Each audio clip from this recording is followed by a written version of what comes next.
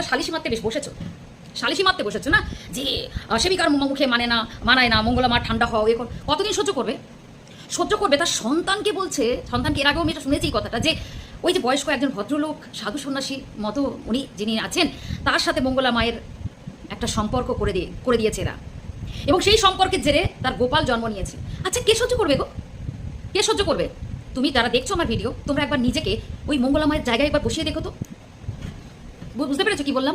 তোমরা একবার মঙ্গলা মায়ের জায়গায় নিজেকে একটু বসিয়ে দেখো তো, যে যদি তোমরা বলো যে না অ্যাকসেপ্টেড, তাহলে আমি মেনে নেবো, চলো তাই হোক, অ্যাকসেপ্টেড। একজন বয়স্ক মহিলা, একজন বয়স্ক ভদ্রলোক, তার সাথে যে কেমন তার বাবার বয়সী, তার সাথে তার সন্তানের সাথে এগুলো করা হচ্ছে, এটা কোথায় লেখা আছে? এগুলো এই যে জিনিসটা, এটা কি ঠিক? এটা কি ঠিক? কে সহ্য করবে? কতদিন সহ্য করবে? রক্ত মাংসের গড়া সেও একজন মানুষ, কতদিন সহ্য করবে? ফার্স্ট ঠিক করেছে, সঠিক উত্তর, সঠিক জবাব দিয়েছে, আমি তার সাথে একমত। আর কিছু যে বা কি ঘটনা, কি বৃত্তান্ত, যে বা যারা তাকে এইভাবে অ্যাটাক করেছে, তার প্রতি উত্তরে যে কথাটা তিনি বলেছেন, ঠিক করেছেন।